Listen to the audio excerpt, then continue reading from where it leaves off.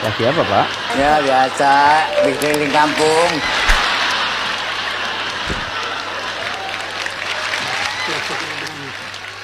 Barangkali ada yang mau dilaporkan. Ini Bapak itu kan dipilih rakyat untuk jadi wakil, jadi pemimpin. Bukan buat duduk di kursi empuk, tapi untuk kerja, untuk membereskan masalah-masalah. Apanya? Bapak itu kan dipilih rakyat untuk jadi wakil, jadi pemimpin. Bukan buat duduk di kursi empuk. Ada tamu.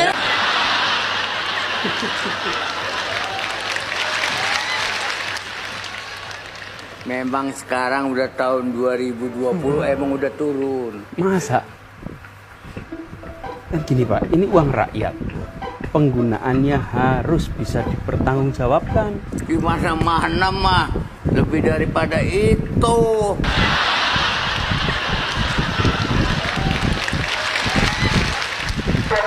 Banjir akan datang. Bersiap-siap mengungsi.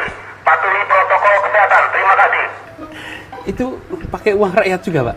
Kita namanya sebelumnya payung, sedia hujan.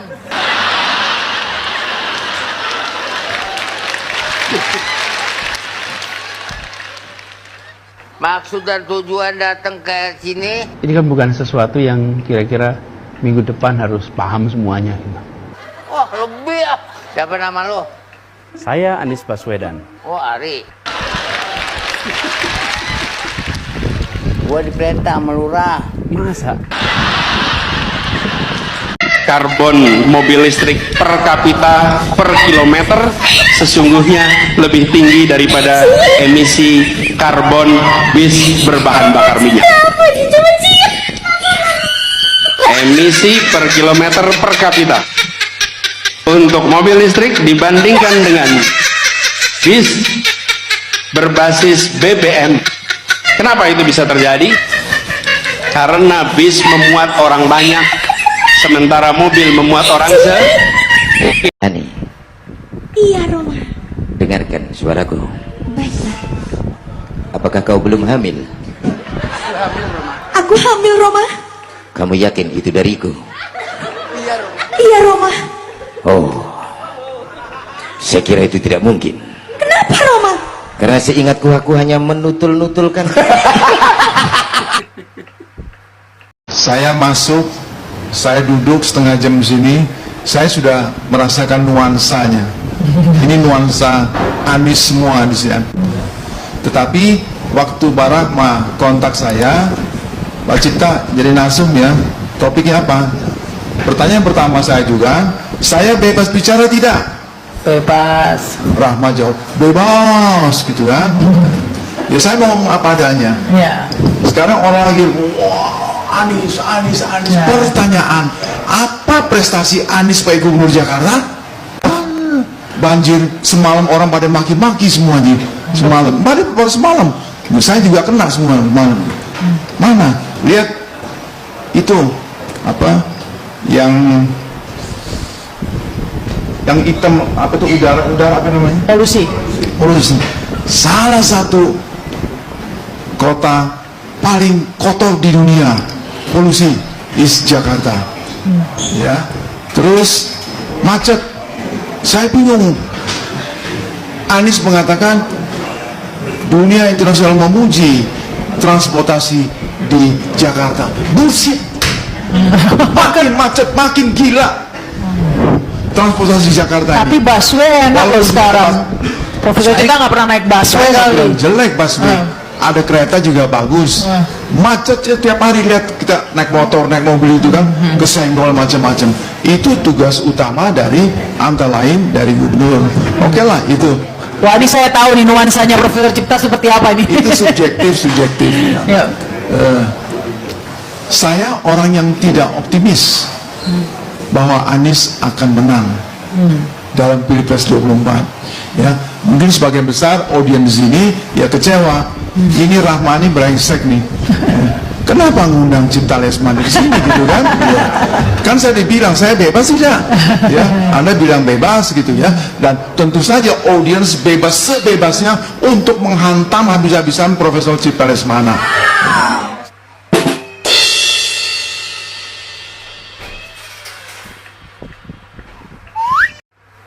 Blunder berikutnya dari Anies, pemilu bukan untuk nerusin pemerintahan sebelumnya. Siapa presidennya? Beri satu permintaan.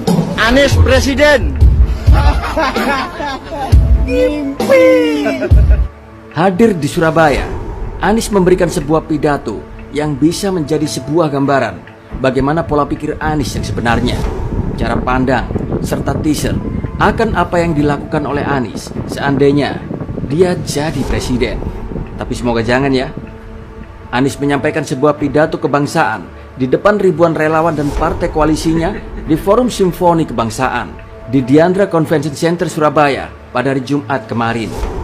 Intinya begini, Anies menyebut pemilu bukan untuk meneruskan pemerintahan sebelumnya, tetapi untuk menengok lagi tujuan awal didirikannya sebuah negara. Tahun 2024, Indonesia memasuki sebuah fase. Kita menentukan arah berikutnya.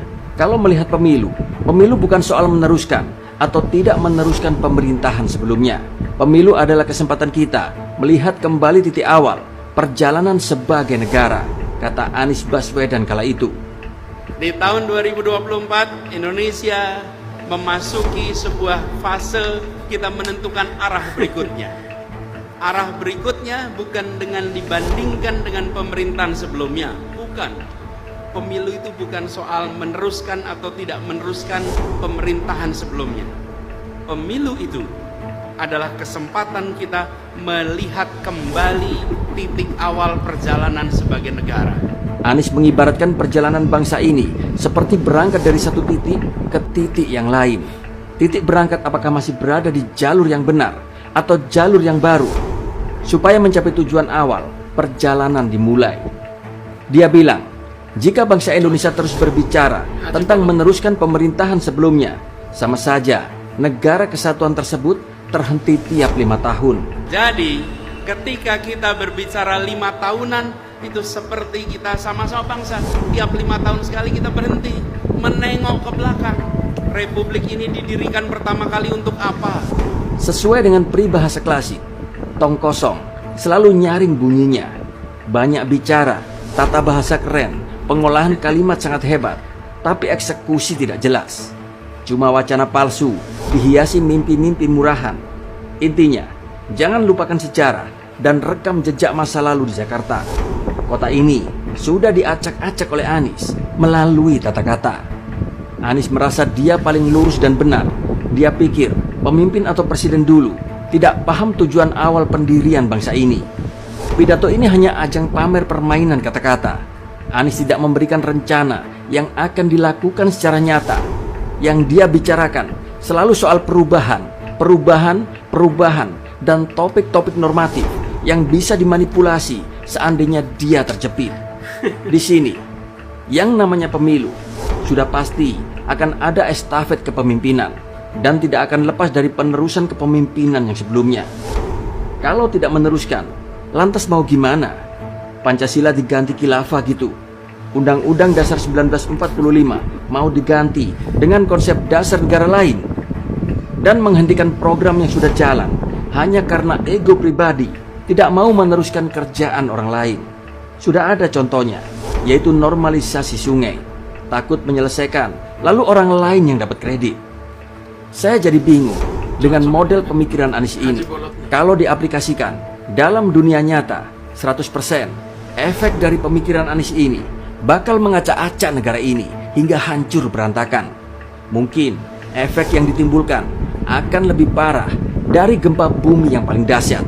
Seperti halnya sebuah perjalanan dari satu titik ke titik yang lain.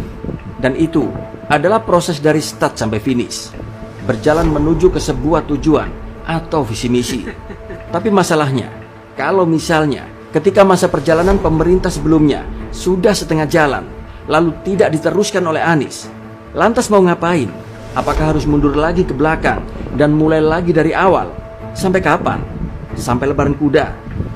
Ini adalah sebuah indikasi yang gak benar.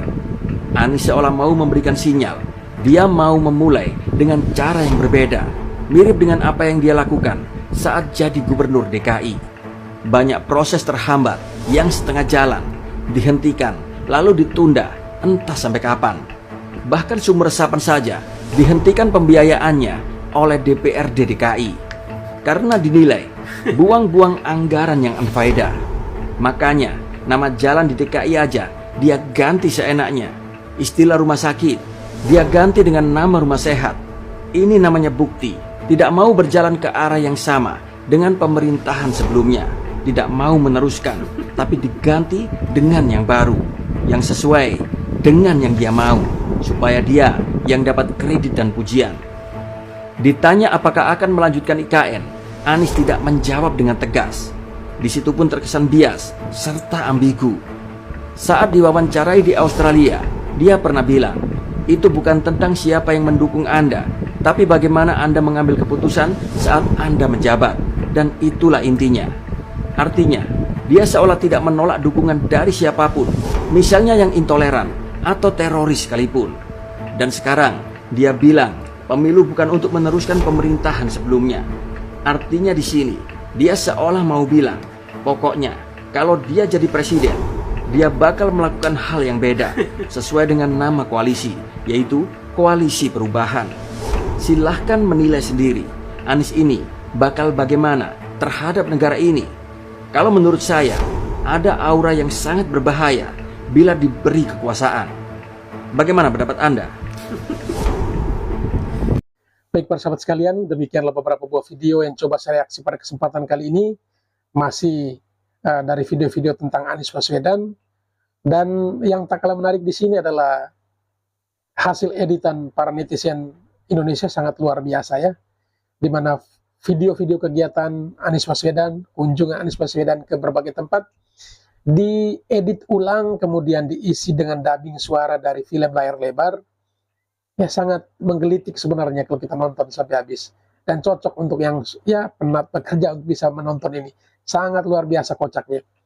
Dan di video terakhir, ya bagaimana kita mendengarkan dan menyaksikan bersama pernyataan Profesor Cipta Lesmana terkait kinerja Anies Baswedan sebagai Gubernur DKI Jakarta.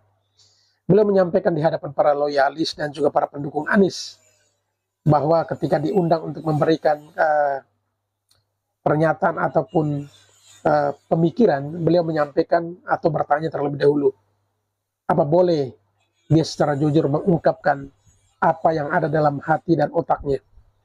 Dan ternyata diizinkan, dan Profesor Cipta Lesmana menyampaikan bagaimana ketidakpuasan beliau terhadap kinerja Anies Baswedan. Lebih-lebih terkait dengan polusi udara, malah Jakarta menjadi kota terkotor di dunia, menurutnya. Dan ini hasil kerja yang Anies sampaikan berkuar-kuar di berbagai tempat atau di berbagai media. Ternyata juga ada pengamat atau tokoh yang bisa memberikan kritik dan saran untuk kinerja Anies Baswedan ini. Dan bahkan Profesor Cipta Lesmana malah optimis, bukan optimis ya, sangat tidak optimis jika Anies Baswedan akan memenangkan Pilpres 2024 nanti.